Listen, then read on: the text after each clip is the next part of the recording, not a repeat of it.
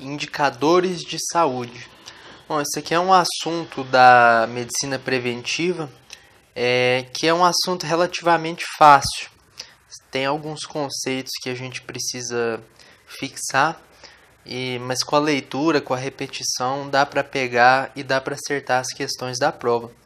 Bom, inicialmente alguns conceitos aí dos indicadores de saúde.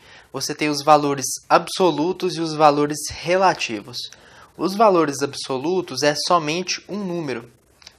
Por exemplo, número de pessoas mortas por arma de fogo no ano de 2019. Isso é um valor absoluto. Valores relativos é uma relação. Por exemplo, uma relação de óbitos pela população. Dentre os valores relativos, existe o coeficiente e o índice. O coeficiente o numerador é diferente do denominador, são óbitos pela população, enquanto que um índice, o numerador é igual ao numerador. Por exemplo, óbitos em pessoas acima de 50 anos em relação ao número total de óbitos. Bom, sobre os coeficientes. O primeiro coeficiente é o mais importante, são os coeficientes de morbidade. É o coeficiente de prevalência e o de incidência. E eles predizem o risco de adoecer. Por exemplo, numa cidade que tem uma alta prevalência de dengue, você tem mais risco de adoecer por dengue em determinada cidade. Coeficiente de mortalidade avalia o risco da população exposta a esse risco morrer. Coeficiente de letalidade avalia o risco do doente morrer, ou seja, número de óbitos por dengue dividido pelo número de pessoas que tiveram dengue em determinado ano. E está relacionado diretamente proporcional aí com a gravidade da doença, o coeficiente de letalidade. Em relação à prevalência, a prevalência são os casos totais e ela varia de acordo com alguns parâmetros. Por exemplo, ela aumenta com o aumento da incidência da doença. Então, se eu tenho mais casos novos, a prevalência aumenta. E aumenta também com a imigração, com a chegada de pessoas no país. A prevalência, ou seja, o número de pessoas doentes, diminui com a emigração, quando sai pessoas do país, ou quando alguém morre ou se cura da doença. Uma pessoa a menos com a doença diminui a prevalência.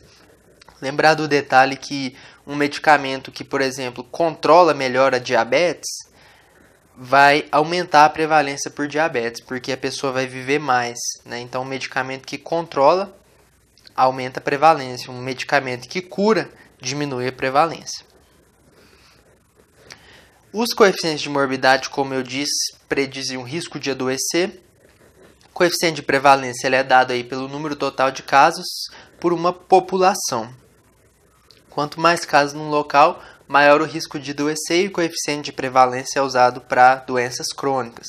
O coeficiente de incidência, também chamado de taxa de ataque, são os casos novos pela população e é melhor para doenças agudas. Coeficiente de morbidade, eu trouxe um exemplo aqui, porque é o seguinte, vamos supor que numa população você tem uma prevalência de 10%. Então, 10 pessoas de 100 têm determinada doença.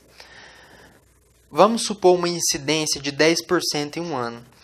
Você tem que lembrar que esses 10% ele vai incidir em cima dos não doentes, ou seja, dos 90 que sobraram. Então, no fim do ano, você vai ter uma prevalência dos 10 que já eram doentes, que a prevalência era 10%, somado com os 9 que incidiram nesse ano. Então, você vai ter uma prevalência de 19%. Tem uma situação que a incidência é maior que a prevalência, que são doenças que curam muito rápido ou que matam muito rápido. Por exemplo, o Ebola, a prevalência é 0.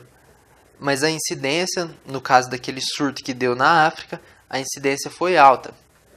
Então, a incidência é maior que a prevalência. Um resfriado comum também, a incidência é maior que a prevalência. Você não tem uma prevalência de infecção de via aérea superior, você tem uma incidência alta.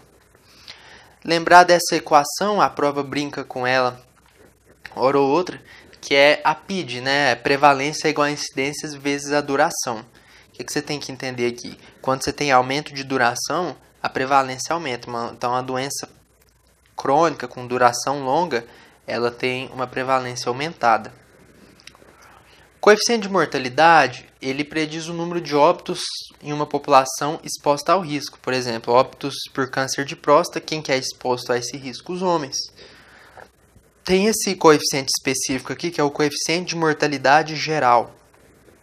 Esse coeficiente ele é padronizado para 1.000 habitantes. Então, cada país tem lá seu coeficiente de mortalidade geral por 1.000 habitantes. No Brasil, esse coeficiente foi de 6,1 por 1.000 habitantes. Então, naquele ano, a cada 1.000 habitantes, 6,1 morreram. O que é o dado interessante aqui? Na Noruega, esse coeficiente de mortalidade geral foi de 18. Daí você pensa, poxa, mas na Noruega morre mais do que no Brasil, um país de primeiro mundo morre mais do que um subdesenvolvido?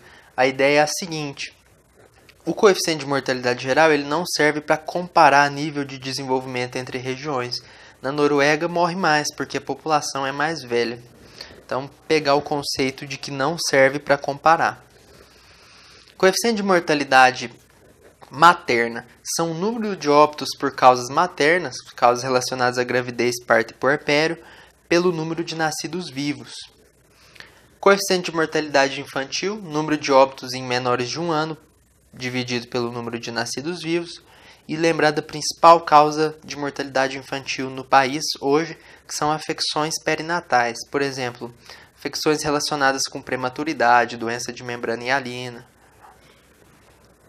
Comentar um pouco a respeito do coeficiente de mortalidade materna.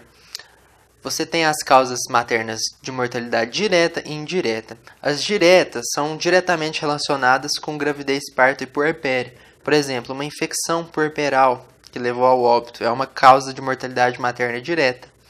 Uma pré-eclâmpsia, uma DPP. A indireta é uma doença que a mãe tinha que foi agravada pela gestação. Por exemplo, ela era cardiopata. Na gestação você tem alterações no aparelho circulatório, agrava a doença e leva ao óbito. Então você tem uma mortalidade materna indireta. A principal causa de mortalidade materna no país é a pré-eclâmpsia. Tem alguns coeficientes específicos a respeito aqui da mortalidade na infância. Coeficiente de mortalidade neonatal é só lembrar, o período neonatal é até 28 dias. Então o número de óbitos é até 28 dias pelo número de nascidos vivos.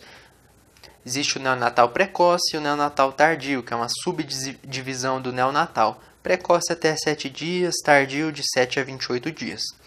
O coeficiente de mortalidade infantil tardia é de 28 dias até 1 ano pelo número de nascidos vivos. E vai avaliar as condições do ambiente.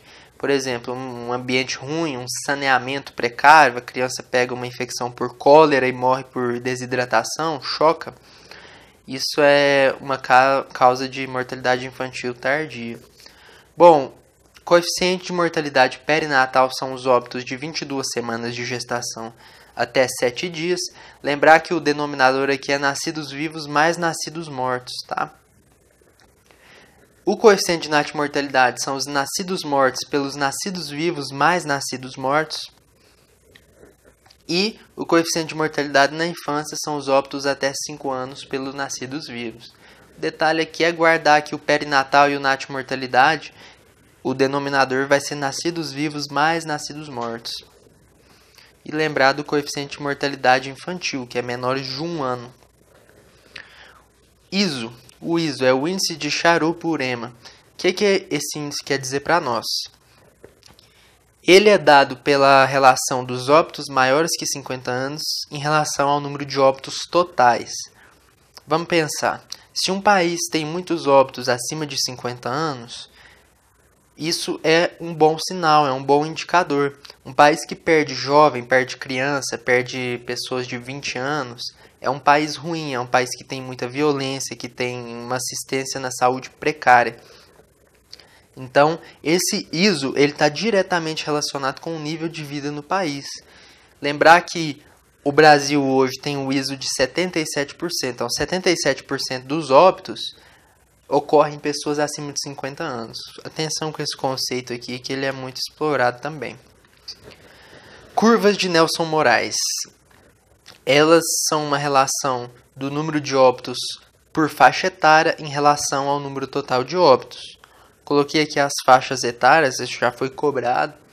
A curva tipo 1, ela indica um nível muito baixo de saúde, quer dizer, morre muita criança e morre muito jovem. É o formato de N. A curva tipo 2 é um nível baixo de saúde, ainda morre muita criança. Nível tipo 3 é um nível regular de saúde, curva em U. E o nível 4 é o nível elevado de saúde, é a curva em J. Quem que morre? População mais velha, lembra do ISO. País que perde pessoa acima de 50 anos é um país melhor. Quais são as principais causas de morte? O que mais mata hoje são doenças do aparelho circulatório. Então, AVC e AM. Em segundo lugar, vem as neoplasias e em terceiro lugar as causas externas, que entra acidente ou homicídio, morte violenta. Lembrar que das causas externas, a mais comum no Brasil é homicídios. A gente tende a pensar que é acidente automobilístico, mas não, ainda é homicídio. E as causas externas são a primeira causa de mortalidade na população abaixo de 50 anos, certo? Então essa ordem dessas três causas aqui valem para pacientes acima de 50 anos. Basicamente, o que mais mata jovem no país, criança e jovem, são causas externas. E houve um aumento dessas causas no Brasil. Um comentário rápido a respeito da transição demográfica, hora ou outra isso aparece. No Brasil houve uma diminuição da fecundidade, ou seja, hoje nasce menos do que se nascia antigamente. Fecundidade, lembrar que são os nascidos vivos em relação ao número de mulheres em idade fértil. Hoje no Brasil a fecundidade está em torno de 1,77 nascidos para cada mulher em idade fértil. Isso é menor que a taxa de reposição. Houve uma diminuição na mortalidade infantil, houve um aumento da expectativa de vida, hoje no país gira em torno dos 76 anos, e houve um aumento no índice de envelhecimento. O que isso quer dizer? Essa primeira pirâmide, ela é antigamente, no século passado, você tinha muitos jovens e poucos velhos. A tendência é essa pirâmide estreitar a base e alargar o ápice, ou seja, o envelhecimento da população. Essa é a tendência da transição demográfica. Em relação à transição epidemiológica, houve uma substituição de doenças transmissíveis pelas crônico-degenerativas, ou seja, hoje você tem menos doença infecto-parasitária, cólera, e tem mais hipertensão e diabetes. Essa é a ideia. Ainda há uma tripla carga de doenças, ou seja, ainda tem muita doença infecciosa, embora tenha diminuído. A transição epidemiológica ela teve 4 fases. A primeira fase, a pré-industrial, onde nascia e morria muito. A fase de divergência, na qual a população cresceu. A fase de convergência, quando a mortalidade começou a diminuir e a natalidade também. E a fase de retorno ao equilíbrio. Bom, em relação aos indicadores de saúde, é isso.